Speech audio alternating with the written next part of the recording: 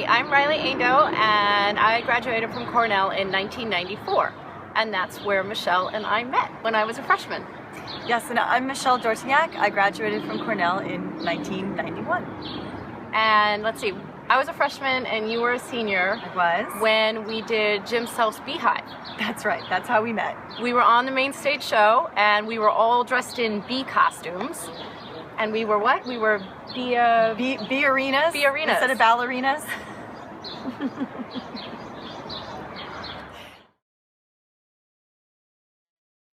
Going into Cornell, I knew I had a love of dance. I've had a love of dance since I could move. I was bopping away before I could even stand up. So I've been dancing my entire life, but prior to Cornell, I had only been doing, technical ballet, showy jazz, showy tap, and I really didn't know where I was going with that. When I got to Cornell, all of a sudden there was this whole new world. I discovered modern dance for the first time. I had never heard of modern dance before. And in that setting, in our choreography program, we were kind of given the freedom to do anything we wanted. It was very experimental. There was no right choice. There was no wrong choice. We just had to know why we had made the choice that we made. That is what I teach today, and that is why I teach in public school. I've taught in private studio, and it's very technically driven. It's competition.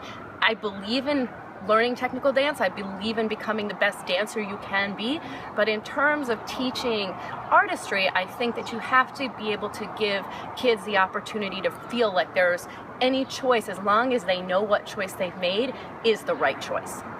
And it's so experimental, and it is exactly how I was taught.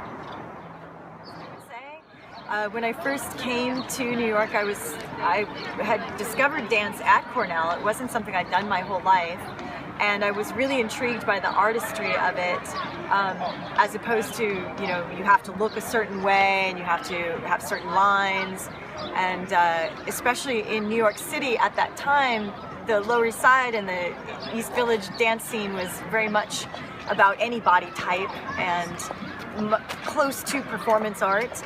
So I would say I worked with that, or tried to work in that medium for several years, and then I wound up deciding to just sort of drop it. I felt like I'd come as far as I could with it, and got into teaching yoga, because at that time that's what all the students, all the dancers were doing. They were all taking yoga classes instead of dance classes. So I became a yoga teacher, and that was maybe my second career. And then at some point, I guess dance never really goes away, or artist never really goes away, even though I felt I wasn't doing that anymore. It came back in a different form of doing aerial acrobatics. And so then that became a whole thing, and by the time I came to aerial acrobatics, I was already in my 30s, so I never thought I would perform it or do anything with it really, other than just have fun taking a few classes. But one thing leads to another, and one of the things that I did have in my favor is fairly good performance quality, stage presence as they call it.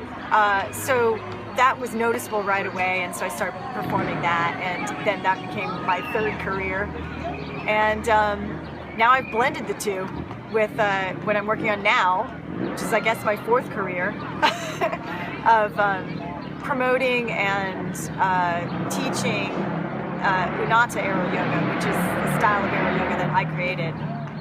So there you go, 4 careers, and I'm only 46.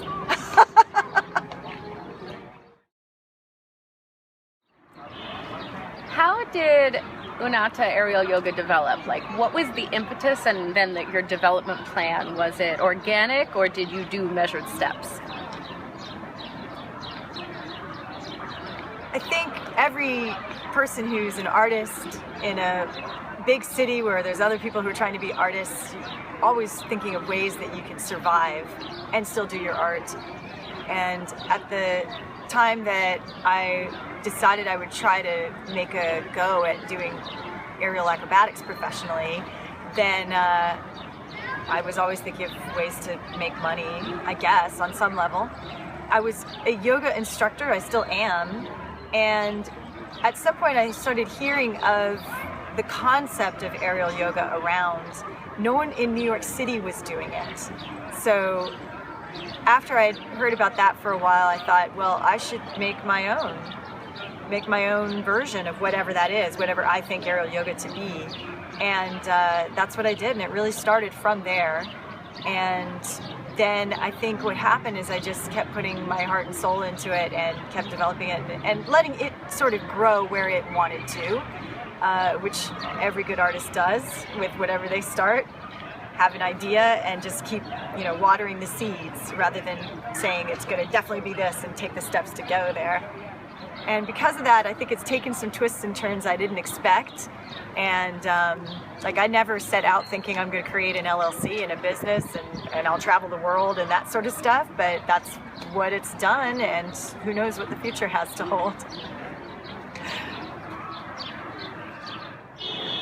My art when I graduated from Cornell was very experimental in the sense that I was trying to figure out whether or not it was going to be thematic, whether or not it was random. I was playing with a lot of different ideas. I ended up in this place where I was trying to make a statement, but it wasn't like a politically motivated statement. It was just more like I had some intention behind what I was trying to say, and it ended up also being quite showy. And then I went in the direction of it becoming even more showy and a little bit more commercial, experimenting with some theatricality, lots of costumes. Some of my favorite work of yours that I had seen in the past was the work you were doing in clubs. What do you feel the social impact that you were trying to make, or actually did make, what do you think that was? At the time when I was doing the work in clubs, dance was not as mainstream as I feel it has become. It was kind of So You Think You Can Dance, pre-Dancing with the Stars. And so I was really trying to give more exposure to dance, because I feel like over my 21 years in New York City that dance has been on the decline. And I was trying to find a way to bring my kind of modern contemporary dance background into a mainstream platform and put it out in a social place. And I think while I felt like I was doing that, I couldn't find a way to really sustain it. And I think that now I don't need to anymore, because the world has changed. There's so much more dance out there. We see dance everywhere. We see it in movies, we see it in advertisements. Everybody is so into dance that I can go in a different direction as an artist. And I've actually come back to a very grounded technical place. I almost feel like I am a technically better dancer now than I was then, which surprises me. Why would that surprise you? It surprises me because at the time I thought I was at my peak level. And my perception of what my peak level was has shifted. I am now much more powerful. I feel like I really live in my body, and I know what that means. But I feel like I've been there for a while. It's not like right now, but maybe within the last 10 years, I feel like I've started to understand what it means to be dancing from within my body rather than just making movement through space. So I really try to dance from within, really using my core. My mantra is to dance with power and grace. And from that, I feel like I also dance from an essence. It's a very soulful place. Recently, I've been just exploring what it means to see beauty in the world, and how as a dancer can I show beauty. And that to me really is grounded in a depth in my soul that I can't even really explain. So in some ways my work is very driven with emotional themes and with this sensitivity towards my surroundings. My favorite work that you have done is your performance on the silks. You are a stunning performer. Thank you.